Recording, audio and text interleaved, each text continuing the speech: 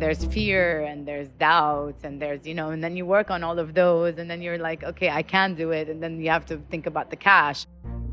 I mean, all of that, like, all together.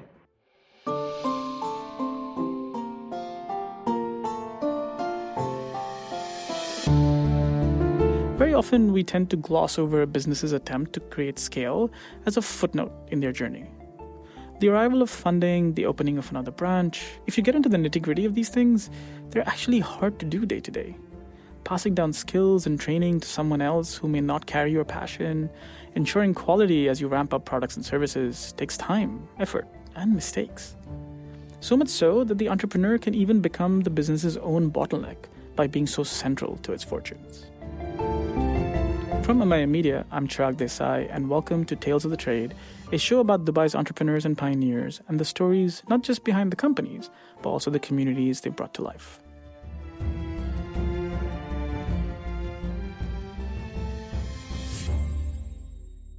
Sima Haroun started her company Boom Mellow as a boutique store selling accessories and jewelry, and never actually landed up moving from her single store model until 2018, over a decade after she started her business.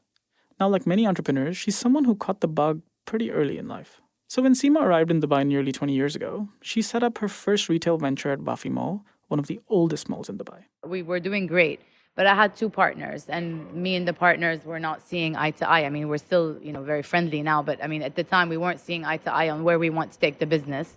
So I decided to get out. So when I got out, I wanted to stay in retail and stay in fashion, but I didn't want to compete with them, just because I just didn't want to. There was already bad blood or whatever. Yeah, I didn't want more. I didn't want bad energy there. So I decided to kind of focus more on accessories and jewelry. So the store actually did well. Is it still on today? No, the old store? No. It's closed. Okay. After like a year or two after I sold my share, they closed. So I wanted to do something else, and I decided to focus more on accessories and jewelry. And I was very lucky to get a shop in Mall of the Emirates. The Mall of the Emirates, which opened in 2005, is one of Dubai's premier shopping malls. For context, it has over 600 retail spaces, more than 100 restaurants and cafes, and nearly 8,000 parking spaces. It's also home to the Middle East's first indoor ski resort. Basically, a tremendously popular mall with a lot of footfall. Mall of the Emirates was amazing, especially when it first opened. We had so much traffic, a lot of tourists. I believe I moved at the right time because people that were coming to Dubai had changed from then till now. So if I had stayed in Mall of the Emirates, maybe it would have, still been good, but not as good as it was when I was there, the 8 years that I was there, because the whole retail market started changing. In 2008, 9, 10 is when we saw sort of the recession hit. Actually, no, I didn't feel it. You didn't feel it at all? I mean, no. I mean, we're feeling it now. Yeah, it was more, different more, story. Yeah. More than I felt it in 2008. Honestly, yeah. So was it because there were certain sectors that were hit very drastically, finance especially? Yes, exactly. Real estate. Yes. But I guess tourism was not hit as strongly. Was that the reason? Tourism wasn't hit. Retail people were still buying. I think maybe online wasn't as big in 2008 as it is today. It is growing as well. So for me, 2008, I mean, we had a slight change, but nothing like, drastic, like everybody was feeling globally. I didn't feel it here in Dubai in my business. Boom Mellow continued operating out of the Mall of the Emirates for about 8 years, until the store was in the way of the mall's expansion plans in 2013. If she chose to stay on, Sima would need to refit out her store, and the rents had also gone up considerably. Basically, I had to make a decision. What do I do? Do I pay the high rent or do I? But then paying the high rent also meant I had to close for 6 months while they renovate the area. So that was going to cost me a lot of money. And I just couldn't at the time. And in 2013, did you already had your online store on at the time? Yes. I mean, honestly, when I left Mall of the Emirates, that summer when I was leaving Mall of the Emirates and trying to find the other location is when I tried to focus on the online. I started it. I invested in it to make it work. I can't tell you that it's very negligible compared to my brick and mortar sales until today. But it needs to be there. I think it's important. And at the end of the day, I think all of brick and mortar and online are the same, means to the same end. People will come online, they will see what you have, and then they'll come physically to the store. Or vice versa, they go to the store and then they go home and they say, you know what, let me go buy this, and they go online. But as much as we've tried to, make it grow and invested in it and done a little bit of marketing and, okay, nothing like the big guys, but I mean, whatever we can do, it's still negligible compared to the brick and mortar sales. Oh, interesting. So do you have a kind of ratio? Like what Yeah, it's I like mean, for it's you? like maybe 1% of my sales. Oh, really? Like Yeah. it's that low? Yeah. I mean, I've talked to a lot of people that are in the digital world, and I've asked for advice. I've asked for, experience share. I don't see that I'm doing anything, wrong, but I feel like maybe it's my product. Women want to touch it and feel it and try it on. But with accessories, I would imagine this is less critical. I agree with you. Yes, there's no size, but what people are doing right now, by the way, is they sometimes go and try things on in stores and see what size fits them and whatever, and then they go online and then they search the web to find the cheapest price for that same dress because they know their size. So that's been happening. For accessories and jewelry, I think people want to touch them and feel them, because sometimes in a picture online, even for me when I do my buying, sometimes I get line sheets, like, designers send me line sheets and I look at them online and I'm like, oh, that's really nice, and I order. And then when the items arrive, I'm like, oh my God, they look so cheap. So honestly, you really do need to see things physically sometimes. And I think for women, it's an experience, coming to a shop like mine, it's a boutique. They're not buying a phone, they're not buying a fridge, they're not buying, something that, that they can buy on Amazon or they can buy on Souk or, yeah, it's more something that they want to come in, they want to, touch the stuff, try them on, feel the music, get that personal attention. It's an experience more than it is something that they can just go online and purchase. You said you saw a lot of retention when you moved from Mall of Emirates to Town Center, to be like, okay, well, people that used to come to me. And but we also did lose a few customers, by the way, because of location. I mean, now that we've moved to the Springs, we have some people coming into the Springs now, and they're like, oh, thank God you're closer. When you were in Mall of the Emirates, we would go all the time, but you're all the way in Town Center. It's too far for us. So, I mean, we did lose a few because of being far. And I keep telling people, but we're online. But it doesn't work. This is back to the 1% again. Yes, exactly. They're like, oh, you're online, but yeah, I want to come to the store. I want to come to the store, yeah. Was it as organic as that, or was it more, there was something more to it in terms of how do I make sure the customer keeps coming back? I think it's the personal relationship with customers is also very important. I mean, there's some customers I don't know myself, but my staff knows by name, and they have their numbers and they WhatsApp each other, and you can't have that in a big in a big store. You're not going to have the salesperson in the shop sending you messages and telling you something new arrived, or sending you pictures, or as a customer, you're not going to have that direct access. Customer retention, I think, has to do with the making a customer feel special, making the customer knowing the customer by name, having that personal relationship with them is probably the reason why we have the retention. And at the same time, I think we also have retention is because we always change our stock. So it's not like it's the same stuff all the time. We try to, always get new brands. Whenever I travel, I try to get new things, fresh ideas. Because as a customer, you don't want to come back and see the exact same thing all the time. And another very important thing that we have is our price points. We do have very expensive fine jewelry, gold and diamonds, and international brands and local and Middle Eastern. But at the same time, we have a lot of accessories and gift items that are between like 150 to 400 dirhams, which is a great gift for somebody graduating, for the teacher, for your friend, for even teenagers now are coming to the store and buying gifts for each other because we have that price range. That's something, I mean, obviously my profit comes more from the fine jewelry because, you sell one piece as opposed to 10 of the accessories. But at the same time, I don't want to ever stop that. To me, this is where Sima's story gets interesting.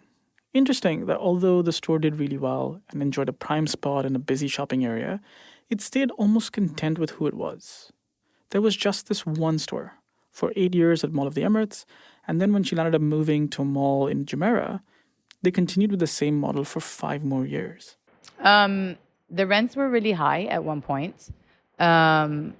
Maybe I was just comfortable like in my little one boutique, and I didn't push myself out of my comfort zone.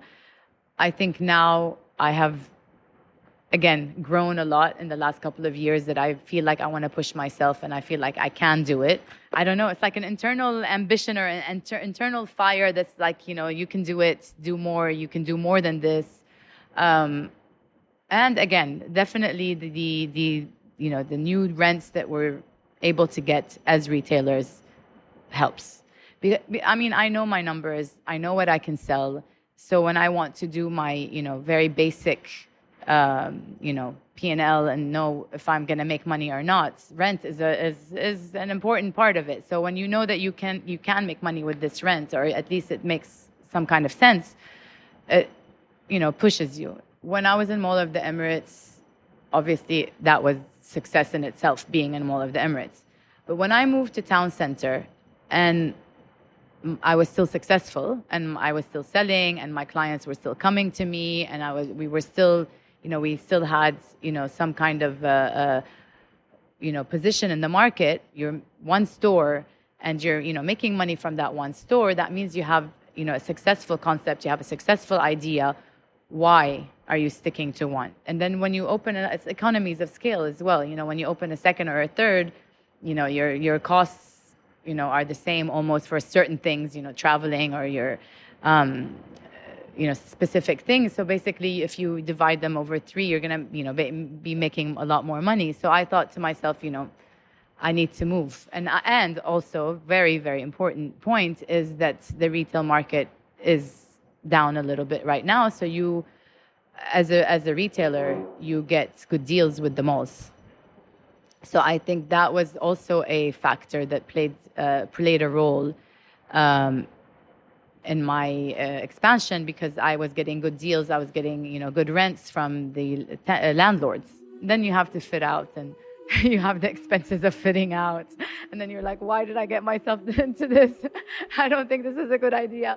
But I mean, hopefully, and then, you usually as an entrepreneur, if you're able to, growing when the economy is down is, a good thing, and it's the right thing to do. But we're still all hoping that it's going to pick up. So talk to me in 2 years and we'll see.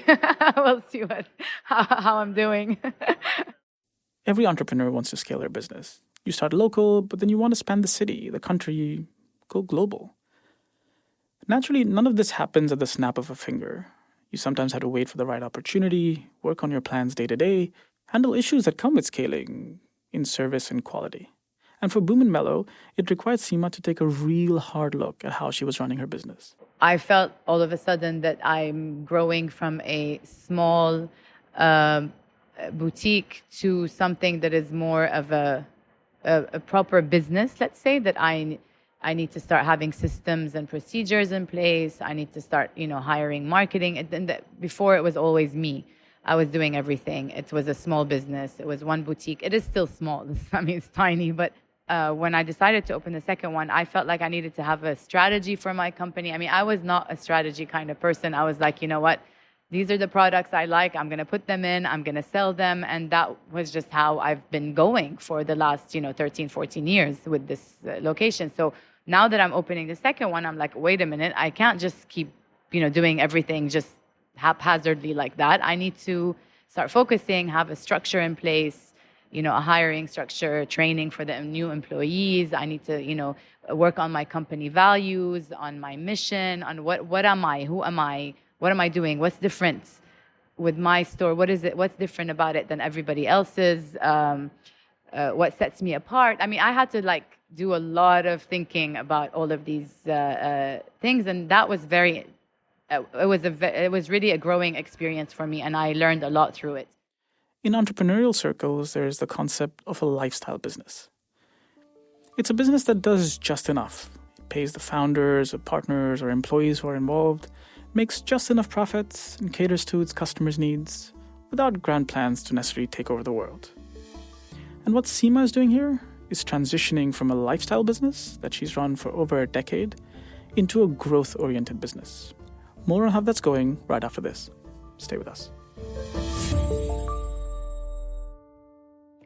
Support for this episode of Tales of the Trade comes from In5. In5 is a leading platform for entrepreneurs and startups, providing simplified business setup, creative workspaces, mentorships, workshops and events, and access to a network of over 100 investors and strategic partners.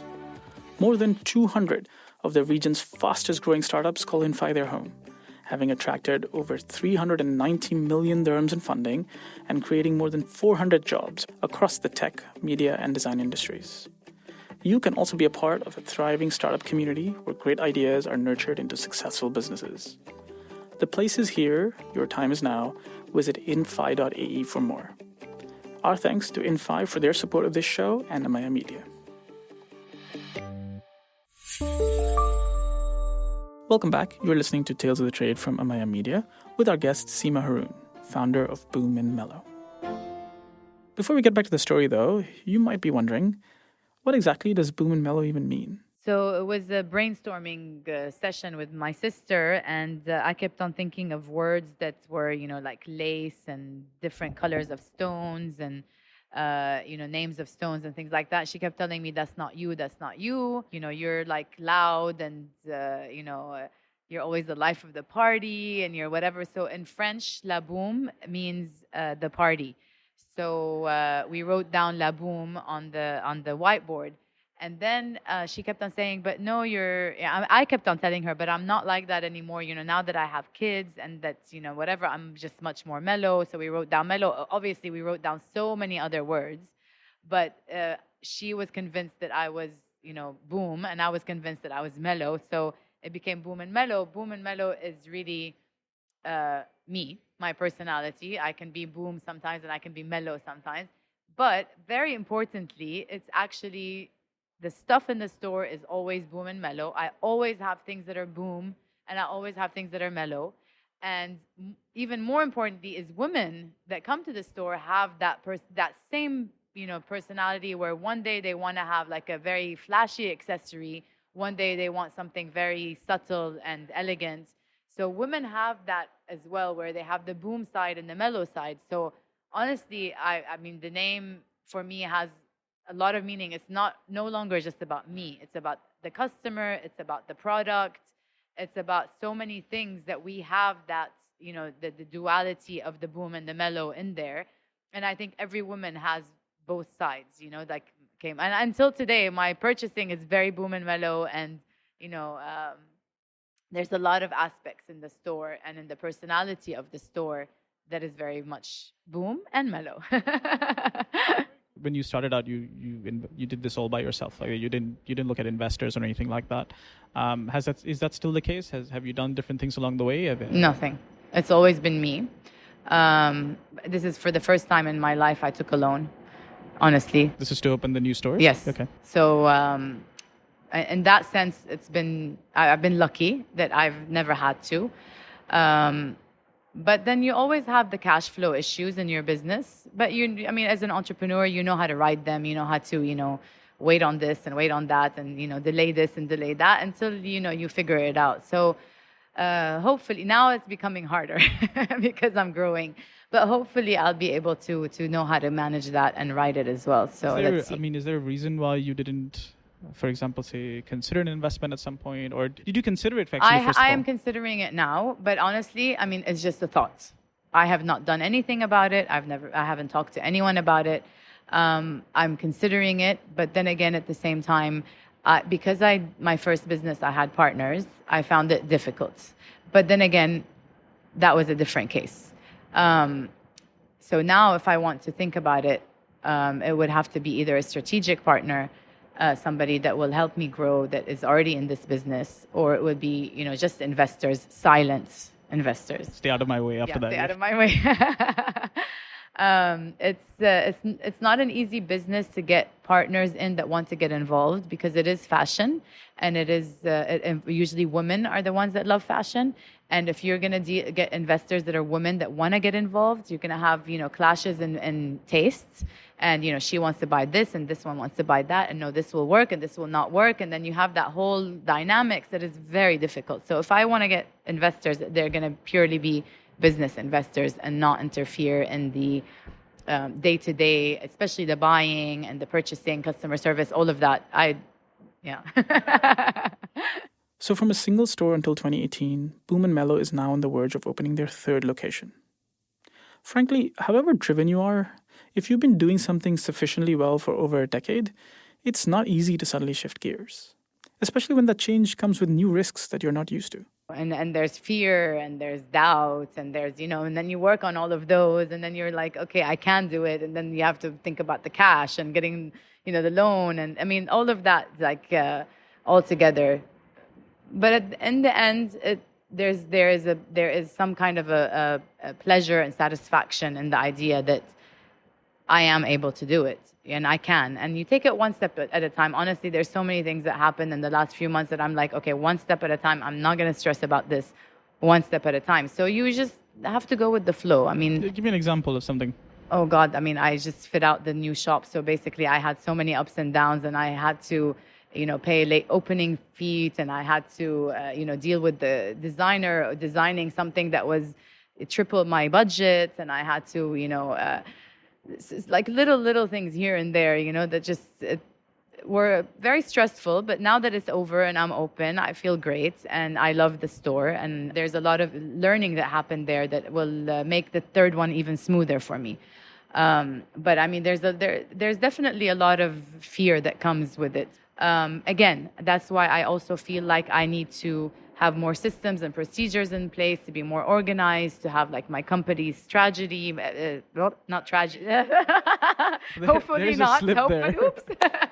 My company's strategy in place, and I'm getting help with all of this, which is like a little bit of coaching, a little bit of mentoring, which I has benefited me tremendously. How much are you involved in sort of more the day-to-day stuff versus, especially now? I mean, now I'm guessing less so. I used to be very involved. I mean, I can't say I go every single day, but like, almost every single day.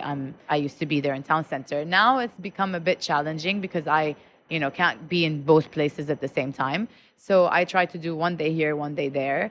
I have great staff that some of them have been with me for 10, 12 years. So basically, and now I've hired new staff as well, which is another reason why I need to get my act together and have like a proper training and, introduction to who we are and what we are. But right now I'm trying and I'm doing this like coaching thing online where, it teaches you how to work on your business, not in your business. So that for me is the challenge, is because, I'm like in everything. So now I'm trying to like delegate and have them, take responsibility, tasks, objectives for the employees. So they know what to expect, what is expected of them. And that way I can, slowly work on the bigger picture. Buying is something I can't give away.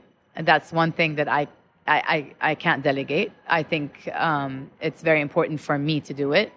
But like everything else, customer service, day-to-day things, dealing with the contractors, all that, I don't deal with any of that anymore, thank God.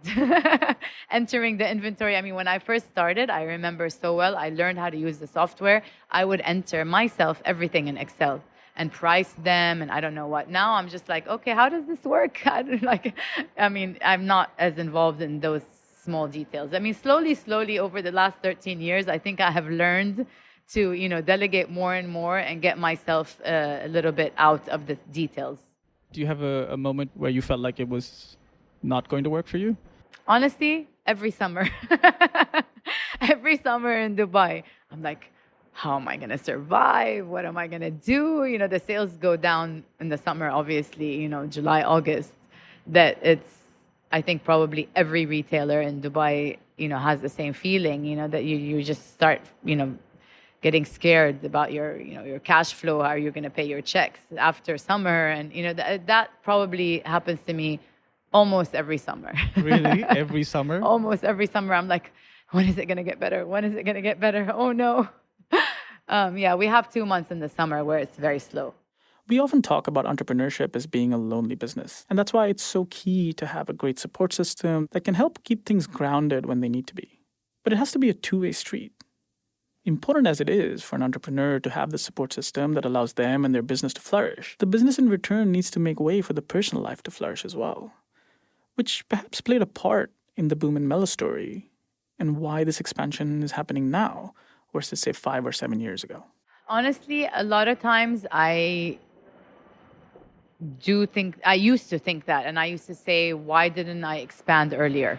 But now, looking back, I'm happy I didn't expand earlier, because if I had expanded a few years ago, I might be suffering and closing down today. Because a few years ago, the rents were super high. It would have been more difficult. So in hindsight, right now, I say, no, maybe this is the right time for me. And my kids are older as well. I do have 3 kids. And now that I have a 17-year-old, a 13-year-old, and an 8-year-old. So basically now that they're all pretty much more independent than they used to be when they were younger, I have more time. My husband is very supportive. I don't talk too much about my business. I don't like to, come home and complain and this happened and that happened. And I don't know. I'm not that type of person. I try to, kind of detach myself from the business. I think it's just a character. I mean, even sales-wise, like sometimes he tells me, "How are the sales? How are the sales?" I'm like, I don't know. I don't want to talk about it. Like, I mean, if the sales are bad, if I get a reaction from him or from anyone, but he's probably the only one that I would share my sales with. But if he gives me a reaction of like, "Oh no," I would get upset. Like, don't do that. Don't say, "Oh no." And then if I have good sales, he's like, "Oh my God, that's amazing." And I'm like, no, don't do that either, because I want to detach myself from, that number, because it doesn't mean anything. I don't want to feel like, oh, I had good sales today, I'm going to get all excited. And if I had bad sales, I'm going to be down, because if I let that happen to me, I will be like a psychological mess. I can't let it. I need to have that distance and not be as attached to, not those daily things that happen. But in general, my husband has always been very supportive. He's always pushed me. He pushed me to be part of the EO, the entrepreneurial organization, which again, like I said, helped me a lot. So he's pushed me in many ways and is very helpful in that sense. Sometimes he's not very hands-on with the kids, which we argue about sometimes. I'm just being honest here. And if he's listening, he's not going to be very happy with me saying this. But I think it's men in this part of the world are not very hands-on with the kids. So that's something that, he sometimes I tell him, you need to do more with the kids. So I find myself struggling, doing the business. But he has a job too, and he works really hard. So he doesn't have the time either, So, but all in all, he's been great support. And I have good kids, honestly. I don't have kids that like gave me a really difficult time. And, they, in general, knock on wood, thank God, they're good kids. So that's why I think that this is the right time for me. That was the only thought that comes to mind is, why didn't I expand earlier? But now that if I really want to think about it, you know what, there's never a right time. There's never a perfect time. It just happened that, and it's actually maybe to my benefits that it's happening now and not before.